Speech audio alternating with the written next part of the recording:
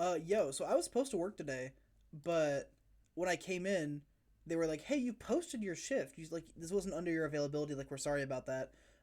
You posted it. We didn't expect you to come in, so we got someone else to come in. So if you want to leave, like, you can." And I was like, "Oh, really? I think I'll leave." So I skedaddled, and I came back home, and I had just finished VOD reviewing with Frank directly, but I wanted to look at this set too because I think there were a lot of really good things here, and then a lot of really bad things here, kind of from both. But in particular, when I'm working with Frank, I tend to look more at Frank's play than I do at Amanda's play. So what I'm gonna turn this video into instead is a bit of like a masterclass, I guess, in like disadvantage and matchup and whatnot. Because I think the main thing that really lost Frank this set, despite how much momentum he was able to get from a lot of big openings, were habits in terms of getting out of the corner that were really getting stuffed out by Amanda that he didn't seem to pick up on through the entire duration of the set. So I got a little format here, excuse me. So I've got the video up here, but then if I need to, I tab over to here. I like to draw diagrams when I'm talking, so that way things make a little bit more sense. So the plan is I'm going to be chatting for the most part about the match kind of as it goes on, and then over time I will come back to the diagram and draw some things out, or maybe I'll make little like spark notes on there too, just for people to follow along and for myself to look back at this later because I love doing VOD review. This is insanely fun to me. I now have like 2 hours to kill, so I'll just put this on, yap about some things, include some timestamps later in the video, and then you guys can look at this, and if you want to like watch it and take your own notes, or if you just want to watch it for funsies or whatever you want to do, it is up to you. So, for starters, I want to talk about stages. They probably agreed to just PS2. And in all honesty, this kind of makes sense for a lot of reasons. Like, both players are fine with PS2 and both characters are too. So, like, Samus is cool with PS2 and Terry's cool with PS2. The main mileage that Samus gets is the pretty long width of the stage lends more to zoning. So if you have a zoning playstyle, which is pretty effective against a character like Terry who's forced to rush down against you, you can really hone in on your zoning aspects of your gameplay. But we already know that Amanda's more of like a sort of run the block on you, like force you in a scenario where you're going to block and then run some whack-ass mix on you, including like jab one or grab and stuff like that. And as for Frank, the low ceiling of PS2 and the like pretty reasonable, like kind of middle of the run or middle of the road, sorry, blast zones of the left and right side of PS2 also mean that like you're getting your kills at like pretty reasonable percents. So on the whole, I think this stage is pretty neutral for both. It mostly come down to how each player's feeling, if they were to go back here later, about the stages like blast zones or like the zoning rather. If Amanda's really faithful in the zoning, then she could like leave it open or go back here if Frank leaves it open. And if Frank is working really well on PS2, seemingly like able to get at its advantage more often or other things like that, right, then Frank could feel more comfortable going back here. So in the end, it's kind of like you sort of make the decision based on playstyle rather than character against Samus in this sort of matchup. Now, if you're fighting like Mario, don't go PS2. If you're fighting Snake, don't go PS2. It just makes your life so much harder. Don't take me, Brawler, to PS2. Please, don't let Chris get away with taking you to PS2. Please. I know everyone's like, oh god, Battlefield, oh god, Battlefield. Most routes don't route you all the way up to top platform. It's okay. So, like, it's okay to go Battlefield. Plus, top platform's like a pretty secure place sometimes when you're trying to land against me, Brawler. So you can just go top plat. But don't take me Brawler to PS2 because then you're dying from like pretty simply routed combos that start at like 40. So like just don't let that shit happen. So on the whole, there's some pretty solid things we see throughout here. The commentary is going to be a little annoying because Chris and I don't shut the fuck up. So let me turn that down. So I also want to talk too about tempo, because tempo is a thing that a lot of people kind of don't believe is a thing, but tempo is absolutely a thing. So go back here. So a lot of these openings that Frank finds are on like really fast timing, like boosh, and then runs straight up, lands on your shield, throws you. Which granted, like he was clearly a little hesitant and just kind of like reacted to shield kind of slowly. But the point is, you're playing pretty fast here. And I want you all to pay attention to how often Amanda just tries to skip ledge. That's another disadvantage thing. And I understand that if you're Samus, you don't always want to pick a grounded ledge option. So like you don't always want to pick neutral get up, or you don't always want to pick roll, or you don't always want to pick get up attack.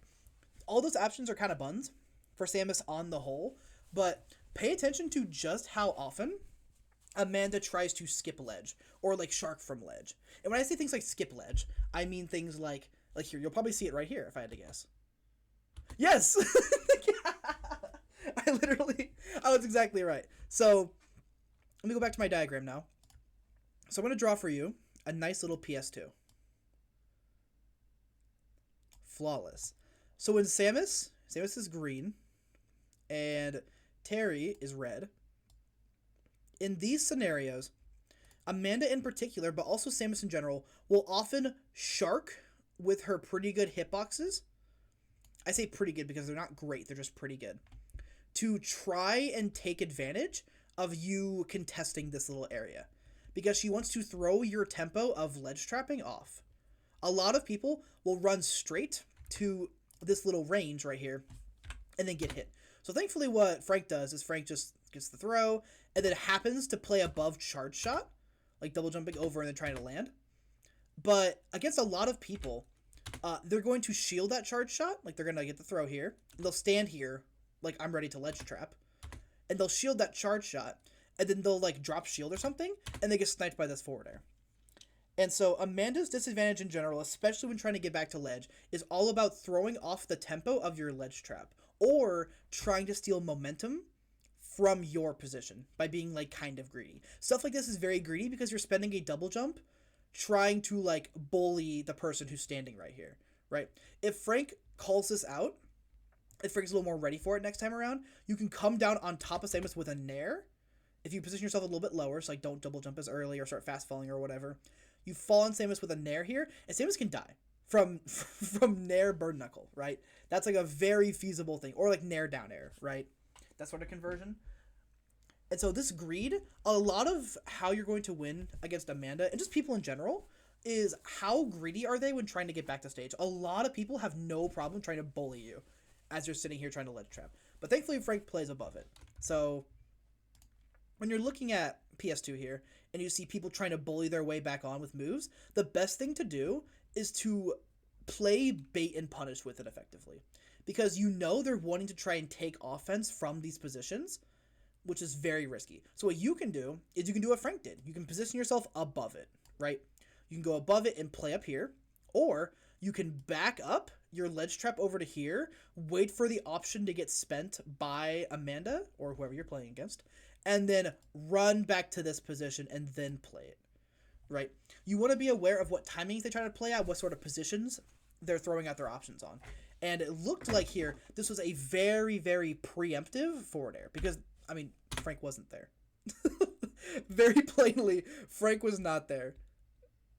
Yeah, no, Frank was not there. So this decision making is very preemptive, which means you can usually identify that as like a comfort option. Think of a food, it's like food, right? Like think of a food that you find very comforting and how you would eat it when you would eat it. You would eat it when you're relaxed, right? You're not going to eat it when you're like super locked in on whatever goal you have in mind. You're going to eat it whenever you're comfy. So you find players' comfort food, right? You find what makes them feel relaxed. And for Nivrap, that is going to be forwarding onto stage, up airing onto stage, trying to greedily take stage back rather than going straight to ledge. And we'll see how that plays out and how it gets her punished, or not punished, for the duration of this set. You're back in the corner. Getting, hit by the bag of tricks. Power Wave against Samus while she's charging Charge Shot is okay, because it forces her onto a timing, right? Samus here is forced to react to the existence of the Power Wave. You have to do something about it. You can't do nothing about... Is this the highest quality? Damn, it is. Sorry, you can't do nothing about this Power Wave. You have to do something or else you get hit and lose your entire charge. So, what she does is she rips Charge Shot through Power Wave. And since Frank committed to a dash, he gets hit. So in these scenarios, we talk about something a little bit on the ISU esports team, and it's found some types of success from different players. It's called walking and blocking. So let me paint another scenario for you. This is Samus. Hi, Samus. And this is Frank. Frank's here.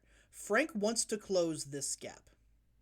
Right? This gap wants to be closed. However, you can't just dash in because the startup of your dash, so like from here to about here, is going to be committal. You've already committed here. You can't just simply shield. You have to eat and attack if it arrives at this position, right? Once you're here, once you started your dash, you're out of your initial dash. This is called initial dash. So I'll put a little ID there. This is initial dash, and then this is just dash. Once your initial dash is sniped, you're thrown back, right? But if you're dashing here, you can shield immediately. I think it's like maybe a 2-frame delay. I don't know. But if you're in your actual dash, your extended dash, you can shield whenever you want to, or you can jump whenever you want to. But the initial dash itself is committed. So dashing in against a character that can sort of fling their thing whenever she wants to. Here, let's go ahead and draw a charge shot. This fuck-ass projectile.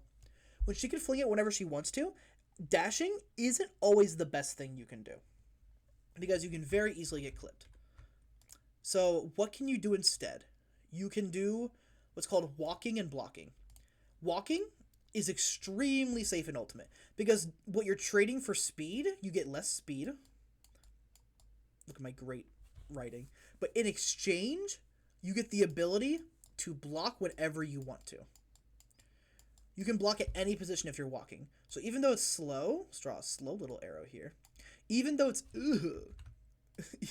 slow here, you can block whenever you want to in this span. And so what that means is, if we take a look here at the charge shot, well, this is the charge shot itself. Let me back up the scenario a little bit before Frank got nailed by charge shot. Let's see. Here we go. Yes, so the space has been made. You dash back to center. If Frank throws Power Wave here and then starts walking, he probably won't arrive here in time, but where he will arrive is like a step or two, like a character space back, right? And he'll be able to shield this charge shot and not be caught in his initial dash. So you can slowly take that space back and start really threatening Samus. Especially with Power Wave coming, she has to either shield, which means she's no longer charging charge shot, or she has to fling charge shot, or she has to jump out, etc., etc. So you can force her out of just sitting here and charging charge shot, which is very powerful that Terry has access to that. However, you have to be ready for the second layer, right? No one's just going to let themselves get hit by Power Wave in most cases, right? Most players aren't going to let themselves get sniped by Power Wave. They're going to do something about it, right? Especially Samus players. They're going to fling that charge shot. If you shield in this position, you're like one character space back, but in exchange, you're so much better. Because you shield charge shot, she has to recharge charge shot now to get any sort of frame advantage on you, properly at least. And you're only one character space back while still taking that same space, right? So you can really sort of farm that too against some players. Some players will let you just walk, like you might walk to like here, right?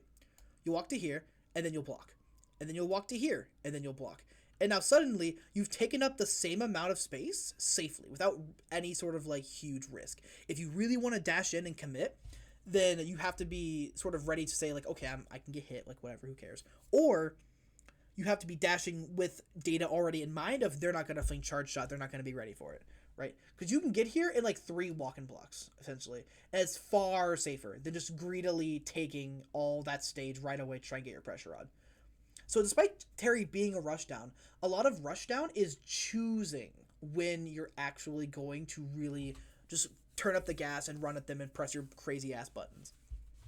And so here you take like 50 for it, because Samus is stupid. You take like 50% here, I think. This whole interaction of like little things here and there. 30, you're at space. 52.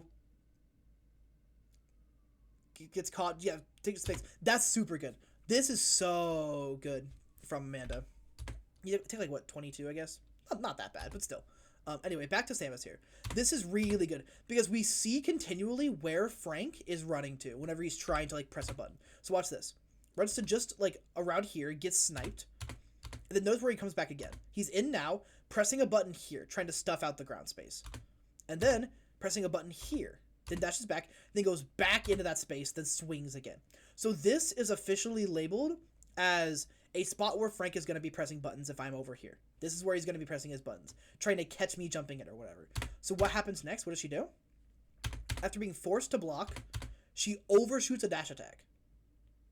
This is your comfort zone. You're going to try and swing here, but I'm going to catch you after you've blocked. You're going to try and back up because he's also been doing that, right? So watch this. Gets backed up, presses a button here, dashes back, goes back in, presses a button, and blocks, and catches the dash back. Right, dash back is a very common defensive option in this game. So this dash attack, notice how it's not started over here. Notice how it started all the way, basically where Terry was initially standing. That's called an overshoot. Right, you overshoot your moves to catch where they're going to be, not where your opponent is currently located. And it works so well. And Samus dash attack is an okay move, but look at how much knockback Frank took. Frank is actually across the fucking stratosphere. This character is ridiculous. Comes back in, trying to get off platform. Very good movement to get off platform. Almost snipes the forward air, doesn't get it.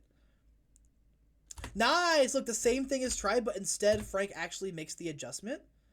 And look at this. Takes that same space, but then holds block as opposed to dropping block. And is ready for that same interaction, for the same character spacing.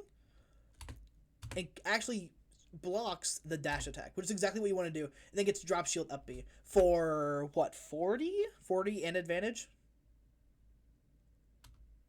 almost 40 and advantage, like 30 and some change, and you're at an advantage. You get to land before Samus because Samus is very floaty. And now we're going to talk about Samus disadvantage.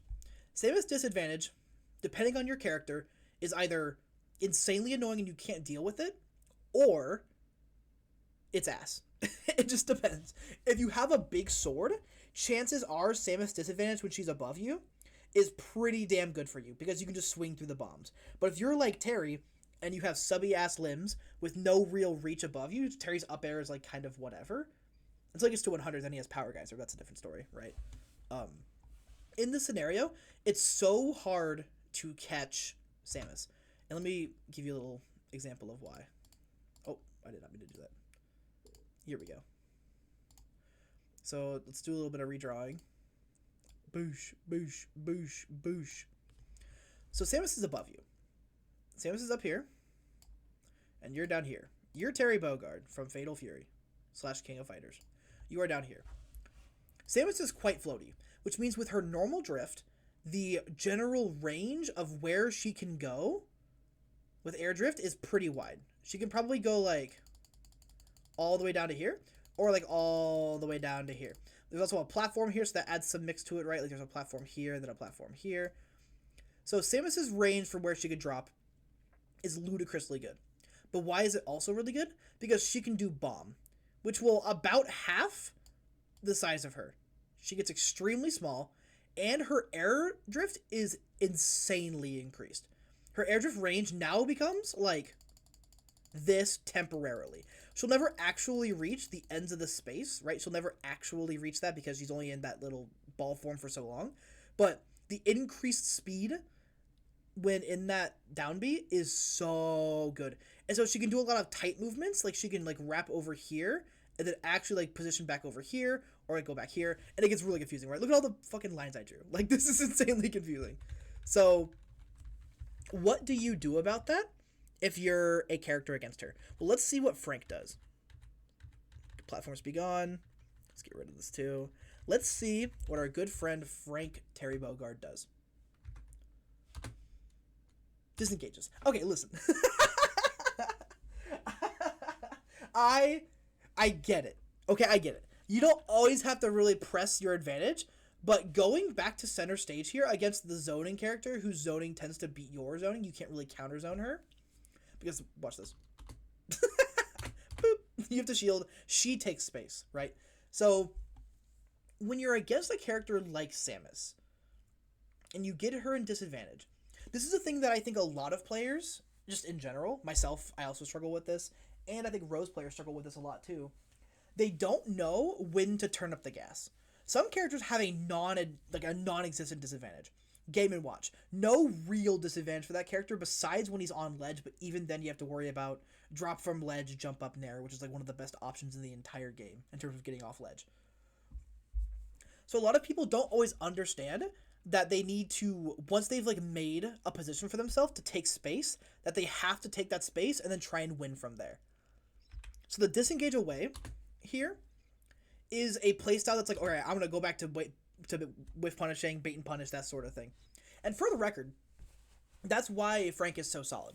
Because his ability to sort of go back to all reliable on the game plan is so immensely helpful when you're against all kinds of different players who some of them just want to mash into you, some of them are comfortable whiffing into you. It's a reliable playstyle, right? You get this game position, and then you choose the game state. So you're like, I'm going to choose to back up a little bit. And he backs up and just makes the space over here. And once he's here, he throws Fireball.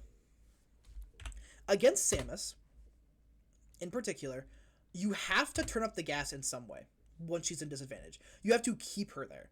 You can't give up space like that and go back to neutral zoning because she's going to be, in general, more favorable in that position. So you have to really, really be certain that you're going to try and turn up the gas in some way. And I don't mean turn up the gas as in just run at her and start swinging at her. I mean like threaten something, right? Make her guess. You have to make Samus guess. So in this scenario, the back off here, this first dash back, no big deal. It's to cover this movement, right? But it's the full commit all the way back here that is then bad. Because this is effectively a really big guess against a character who had no obligation to go all the way over here.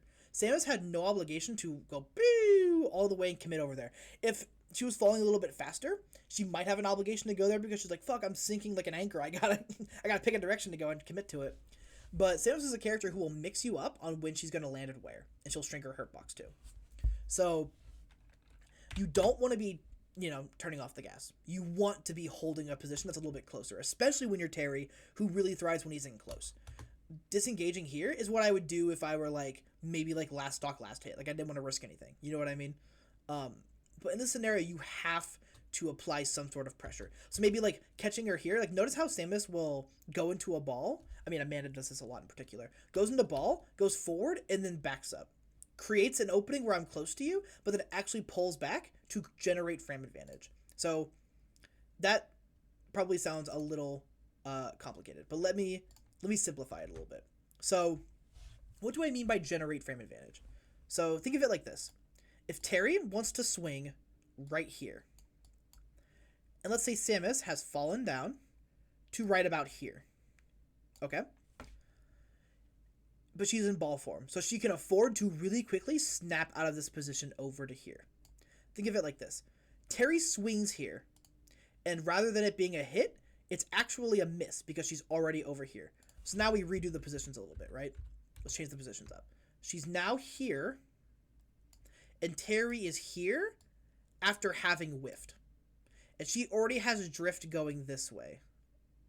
So what does this do? This is generated frame advantage because now you're not threatened. You've essentially made your opponent, or baited your opponent rather, into hitting you in a certain spot. And since they tried it and were unsuccessful in hitting you, you've now gained a frame advantage because they've spent their duration of what they can do by doing a move. So you don't have to know the numbers of it. The numbers aren't important. The important part is the concept. So let's say, just for whatever reason, let's say Terry, the target duration of Terry up air is 30 frames. Let's call it 30 frames, right? That's 30 frames hitting right here. That whiff, that's 30 frames that Samus can spend getting back down to stage and is completely unthreatened, right? Can go all the way back down here, and now the positions have swapped, right? Now, Terry's up here, all the way up here, and Samus is probably all the way down here, and now look, suddenly you're in disadvantage. So that's why this landing can be really powerful at times from Samus. And so rather than swinging and the spot where she's going to fade in and fade out, the best thing you can do is actually play with the assumption that every time Samus fades in, she is then going to inversely fade back out to a prior position. So if you're standing here, and then I'll undo it for a second. If you're standing here and Samus is over here, what you can do is you can not position to attack here when she fades in because she wants you to do that, right? She wants you to do that. So what you can do instead is you can actually attack over here as this is happening, because she'll glide in and then whoop, I'm back out with down B. Haha, gotcha. Well, look, now she's in your attack and you've hit her. You've probably in this position hit Samus, and she's back up in the air, and you can continue your juggling or continue your disadvantage. Terry's not really a juggler. He tends to like when you land next to him, but if you're a juggling character, this is insanely powerful, right? Being able to catch this sort of position. So that's a main tip I can give about juggling Samus in general. Because holy fuck, that character can be so hard to juggle if you don't have a sword. Commit to where you think her down B is going to go, which in the end is a guess, right? It's a pretty whatever guess. If you're a character like Aegis, like Nivrap up air, you don't really have to think. You can just kind of swat at both positions with one move, and it kind of works out. But most of us who don't play Aegis, we don't really get the privilege of having some massive up air that can cover both those options at basically the same time. So we have to play a little more disciplined and try to guess, We have to guess, oh, is she going to go here? Or is she going to go here? And if I assume she's going to fade in and then go back here, well, now I have to fight here, right? And that's the kind of guesswork you have to do against Samus. And when I say guess, I don't mean a manual guess. I mean you have to kind of, the same, brain power and brain circuitry that you're using to make reads, where you're like, I'm going to go to this position and do a down smash. It's the same circuitry, right? It's the same thing. So when I say guess, I don't mean a manual in your head. You go, I'm guessing she's going to go here. A lot of it happens under the hood of the car. And so don't feel like if you're not getting these guesses right that you're guessing wrong or that you need to start manually guessing. It's a slow thing you integrate. And that's the thing with all of this, right? If you take away anything from this, or Frank, if you're watching this and you've taken away some things from what I talked to you about earlier, it's all slow integration. There's nothing that really happens right away, unless you feel like you've had some sort of anime awakening moment, in which case that changes things a little bit, But the general consensus of what I'm saying is that it takes time, right? It's going to take time. Improving takes so much longer than you give it credit for, and you have to accommodate for the fact there's going to be an adjustment period. If you learn one thing, you learn one thing, cool. You've learned one thing. That's awesome. But think about the integration period that's going to take place before it's actually in your play and looks good. This might be, you might have learned this in 1 hour. You might have learned the concept of landing in 1 hour. Excuse me. And you'll be like, yo, I have this shit down, man. I have it. And then you'll enter a set and you'll lose. You go into a set and you get 3-0'd. And a lot of it is while you're trying to land. This is the integration period. This stuff is happening during this integration period. And if you lose, that does not mean the advice is invalid. That does not mean that what you learned isn't real. It doesn't mean that you're stupid. It doesn't mean anything like that. These things naturally take time to integrate into what you're already doing, because you're adding a new level of decision making and theory crafting and whatnot to your already existing decision making. That's just going to take time regardless of who you are and how smart you are, right? Some of the top players aren't even people who ingest information really quickly and integrate it really quickly. Rather, they're actually players who have just been doing this stuff for years upon years upon years. That have been spending so much time in the integration phase that they have so many things integrated. So what can you do if you're someone who wants to integrate things faster? The first thing you can do is watch VODs. Let me get rid of most of this stuff. The first thing you can really do to help yourself out is watch some goddamn VODs of your character, dude. If you're Terry, watch Riddles. If you're Terry, watch Riddles. Riddles is insanely good, and you'll see a lot of the things that you've learned he will actually be doing or trying to implement in some way. And watching someone play will passively speed up that integration phase before it actually gets into your play. It'll actually speed it up. And it's kind of cool with the way it works. Because whenever you learn something, before you can properly integrate it, you need to watch what it is. So you need to see someone explain it to you. Okay, I've got that. You need to have it make sense in your head. Okay, I have that. And now you need to know what it looks like with your character and your style of things. If you're someone who really likes playing all the way up here when you're trying to land, some people love Snake players do this all the time. landing is going to be a different, mountain to climb for you than it's going to be for the person who loves fast fall air dodging right down to the ground all the time, right? It's going to look different for everyone involved, which is why it's so important that you speed up the integration process so that you don't spend a lot of sets losing and then lose your confidence, and then you feel like shit, right? The best way to do that, watch as many sets as you can in your free time that you care about, right? If you don't care, don't watch it, right? And for anyone who's watching this, I mean, if you're this far in, you probably do care to some degree, but if you don't care, then you don't have to watch it, man. Like, who cares? Like, it'll integrate itself with time. I'm just giving you a little tip that I've learned and some other people have learned to speed up the integration process.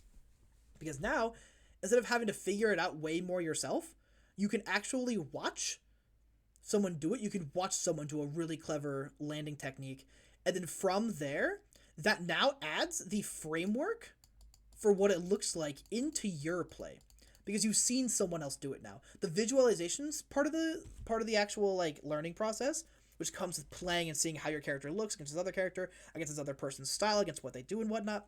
The visualization process is kind of like pre-done before you even enter the set, because you've watched someone do it, right? So it's so powerful to watch set. That's one of the main reasons why people say, like, oh, if you want to learn something, watch sets. Because you'll see some really powerful things. You'll see how it looks. You'll see the general vibes of what's going on.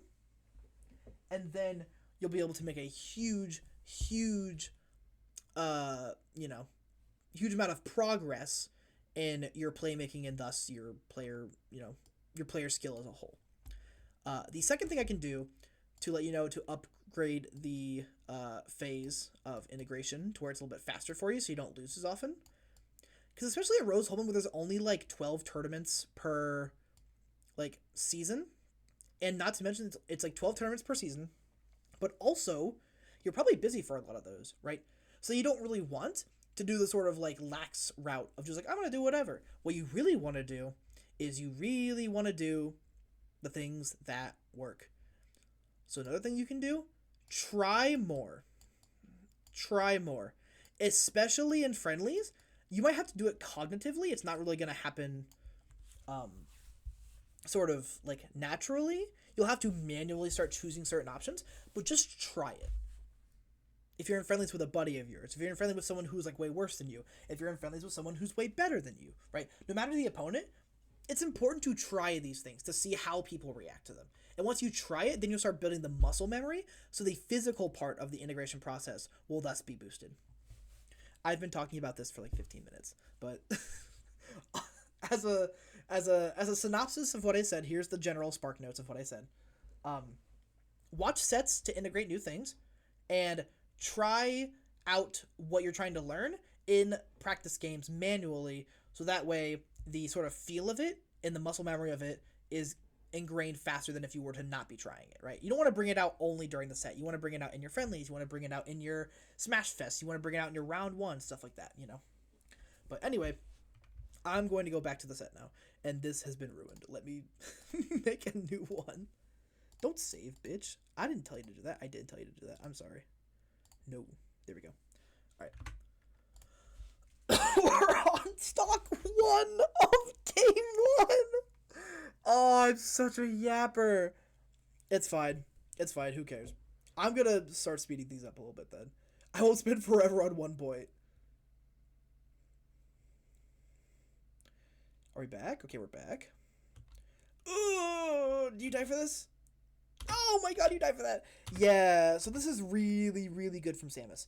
Samus can force your timing for you to get off ledge. Because you grab ledge here. The bomb is coming. Chainsaw Man Reze is a great movie. The bomb is coming. And if you hang on ledge, your ledge invulnerability, where, Frank's flashing white, is going to eventually run out. If you hang it here forever, it's going to eventually run out. So what does Nivrap do? Nivrap waits over here, pulls charge shot, goes to like the proper distance, charges charge shot, and then knows that someone's going to try and neutral get up through the bomb's hitbox so they don't get clipped. So that timing is called out. See, look, it's perfectly executed by Frank. Doesn't get hit by the bomb explosion. But now it's been timed by Amanda to hit you. And once you do the neutral get up, that's when you lose. Right? Once this neutral get up is done, that is when you've lost the interaction. You don't lose it after you neutral get up. You don't lose it when you've gotten on the ledge in the first place. You lose once this is the situation. Once this is the situation, charge shots at this certain, this certain range. Samus is at this certain range too, and you've neutral got up through the bomb. That is when you've lost. So, we'll go one step prior to the part where you lose. We'll go back to hanging on ledge. The hard thing is I can't just tell you to roll because the guess here is so insanely favorable for Amanda. So you'll probably get hit if you roll in because you'll just delay it a little bit, but it is worth a try. Sorry, I've been talking for so long. I'm yawning. You can roll through here and try and get some mileage, or you can try ledge jumping, immediate air dodging. You can ledge jump, buffer, and air dodge, and that'll have you with some acceleration upwards, and you'll go through the charge shot. Those things are all kind of like whatever options. So I'm going to pose a new option to you that you probably haven't thought of. I love doing this with my character. It'll be on a character-by-character basis. I wouldn't do it if you play a fast faller, but if you don't play a fast faller, or you play like someone who falls slowly, then I would try this. So let's put up the scenario again. Look at me, I'm Samus. Look at me, I have my big, massive fuck you button. This is what it feels like. This is Samus, this is charge shot. And you're Terry. Ho! So, if you try and do ledge jump, and you air dodge, we'll correct, or let's make sure we have the bomb down first. Here's bomb. So, bomb's here. Bomb's ready to explode. You can ledge jump air dodge through. But now charge shot's been fired, and Samus still has enough frame advantage to come up here and hit your landing, and you don't have air dodge anymore. So, that's not a very good idea. Let's try neutral get up. Why don't we try that? Okay, we explode. So we can't do that either. So what can you do instead? You can actually eat the bomb. I know it sounds crazy. Bomb will never kill you, though. Bomb will never in a million years actually kill you. So what you can do is you can take the bomb and you'll flop out like this way. You'll fly out like this way for the most part. Sometimes you'll get sent this way, but it's pretty like inconsistent for me. I don't really know the conditions to where it'll send you on stage. I think it's the orientation of the bomb regarding what direction it's facing compared to you. But it just depends. So you can actually eat the bomb and then reset the scenario. You could reset it and hop back in here. And that way, it's a new, fresh scenario, and Samus will have to reset bomb again. So what can often happen, actually, is you've been hit by the bomb, but you've come back onto ledge. So watch this. Also, for the record, by the way, if you get hit by the bomb, you can regain your ledge vulnerability. Because if you're hit while... So let's say you're holding onto ledge, and you drop down, and then the bomb hits you. Once the bomb has hit you, you've regained your ability to re-grab ledge and have vulnerability, even though you haven't, like, touched stage. There's two ways you can gain ledge vulnerability back. The first one is by touching stage, and the second one is by getting hit. So when the bomb hits you, you actually get your ledge and vulnerability back. So with those iframes back, you could reset the scenario, but in most cases, the bomb won't be there, right? The bomb will be gone. You'll have to reset the bomb. So now you're not forced to a timing, meaning you have way more of an advantage when trying to get through charge shot than you would otherwise. So insanely powerful thing to kind of eat the bomb sometimes. I wouldn't do it every time because Samus can take huge advantage of that. It's also important to keep in mind how many iframes you're going to have. You don't have to have an exact number, but you should be vibing it out. Like, hey, I have probably about this long, or about this long, or I have like no time at all. How many iframes you're going to have is relative to both your percentage and how long you are off stage for. The longer you're off stage, the more iframes you will have, and the higher your percent, the lower the amount of iframes you'll have. So if you're at 150, but you've been off stage for like, I don't know, a year, it doesn't infinitely scale. But if you've been off stage for a while, you'll have tons of iframes to work with. All right, I'm not gonna save changes. All right, I'm gonna pop back in, try and finish out this game without talking about other things for like 10 minutes, and then I will, first stock, there we go. And then I will take a break, get some water, and then I'll come back. I might make this video 2 parts. I didn't realize how many other things I talk about, dude. Oh my god. What the fuck happened? I closed my eyes. What happened? Bird Knuckle, let's go! Bird Knuckle's so good, dude. This move is so busted. Does it go through missile? Wait, he eats it! Oh, it's a trade. Okay, it's a trade. Never mind then. I thought he armored through it. I did not know Bird Knuckle had armor. Oh, whiffs. Okay. Crack shoots back in. Ooh, we're scrapping. Okay. So, this crack shoot, pretty solid. But a lot of what's going to happen against Amanda in general is that she's not going to position herself super greedily off stage. So this like go high crack shoot is kind of like circumventing this space down here, but she wouldn't be greedy and do that because if she went out there and forward aired you, you still had your double jump and you still had crack shoot. So the greed risk for her when it comes to like she would lose the entirety of staging be getting ledge trap, sorry. The trade isn't really in her favor. It's much, much more likely that she's instead just going to wait here and charge shot. And here, you get only jab 1 for it. Who cares? But fails the pivot grab. No big deal. Yeah. She rolls through. Probably from the first interaction they had, like, only a minute ago of Frank trying to grab shield on, like, a slower timing. We're out, though. We get big damage here.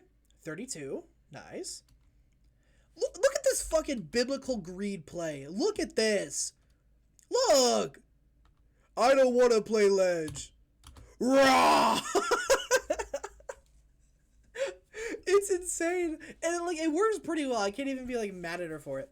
But I think people should exploit this so much harder because you farm so much damage off of her if you can just like hit her in these positions. And for the record, hit anyone else who's doing this. If you're playing Frank and you find Frank doing shit like this, you should be hitting him for it too. You should be ready for the greedy option. If Frank's like, does he hit this here? Hold on. No, he shields it. You could probably F-tilt that maybe, or you can like just sort of preemptively position for like dropping through platform within there so you get some pressure on shield. Doesn't hold shield the full duration of up air. You have to do that. Good. Oh, rolling in on platform so bad. Yeah, rolling in on platform is really bad. This is just not always the very good thing to do in general. Rolling is super, super limited. Whenever you're in shield, you're limited to effectively like tech chase level options. And what do I mean by that? I mean like when you're in, hold on. There we go. My monitor went dark. What you have to do is if you're in shield, you're limited to tech chase options. It's literally just like you roll left, you roll right, or you spot dodge, which is basically, for reference, what a tech chase is like. You either roll left, you roll right, or you do a neutral get up, you know? And so when you're in shield and you pick an option out of shield like that, it's really limited. It's really limited movement. It's inflexible. It's very precise. It's the same basically every single time. So dropping shield and moving out of the way of things is just generally better than shielding. On the whole, it's going to be better than shielding. Will my monitor stop going dark? Please. Thank you. There we go.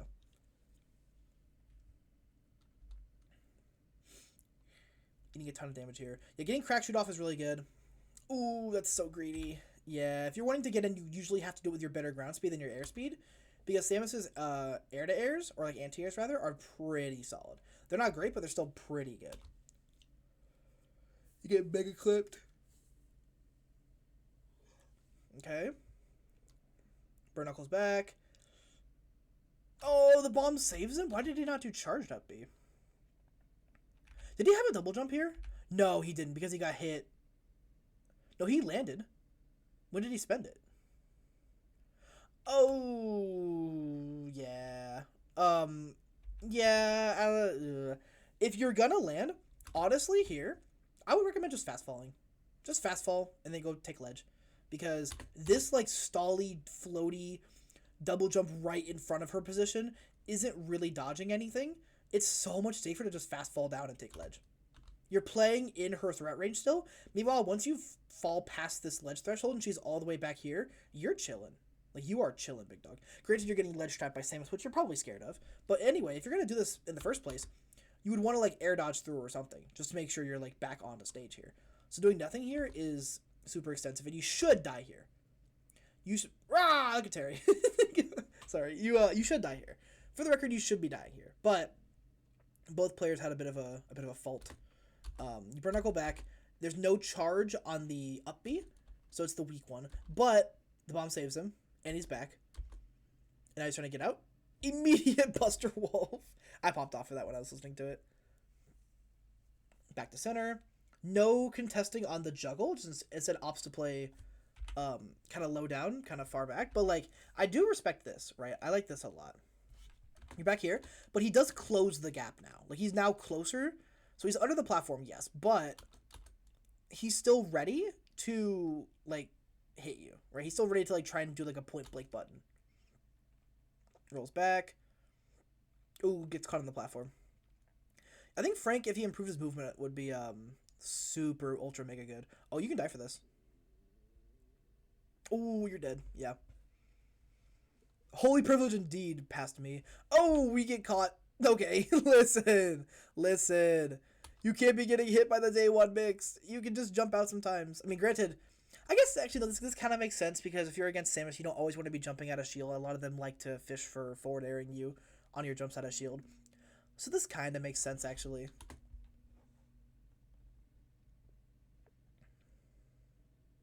Back in. Great roll through. Ooh. Oh, no one's ready. Are we dead? Ooh, yeah. So Samus up B hitbox is only which side you're on. So if you want to make it more consistent, you can actually SDI to a certain side. So if you're hit, let's go back a little bit. So if you're hit, like, oh my god, Samus up B lasts so long. If you're hit on, that's actually kind of ambiguous. Oh, that's super ambiguous. Okay, yeah. But if you're not sure which side you're going to be on, pick a side and SDI to it. Generally, it'd be the one that's closest to, like, you know, if you were on Samus's left when you got up B, then you want to SDI left. If you were on Samus's up B on the right, then you want to SDI right. But you're trying to SDI out, so that way, that way, you are sent closer over to this side, and so that way you don't have to worry about getting DI mixed by up B, because this is pretty confusing here. And this is really bad DI. I think he potentially lives that. Maybe. I mean, he's at 200, so maybe not. But it's a good rule of thumb anyway to not kid yourself with, like, really bad DI that'll kill you at some way more abysmal percents than, like, you know, 200. Great damage. Terry down air just did 19%. He's shoulder checking the neutral get up. Forward air. This is a great advantage. Big scoop. Okay. She's going to skip ledge. Yeah, I tried to. Good rollout, yep. A lot of stuff was on first timing. Okay, you have a 130% lead, basically. 120%. Just not... Yep. And then a big bird knuckle to catch... What is that, a dash back? Is that what it catches? That's really good because she's so far away that with bird knuckle's property of the further in the move you are, the more safe it is on block. That's so good to do here. Because you're also probably going to go through the missile anyway. If you get hit by charge shot, it's not the end of the world, right? Like, that's okay. So Frank takes the first game. Very cool for Frank. This set was looking very good for Frank, and then some really shitty things happened. And we're going to look at those shitty things in a little bit. Is there a pause button?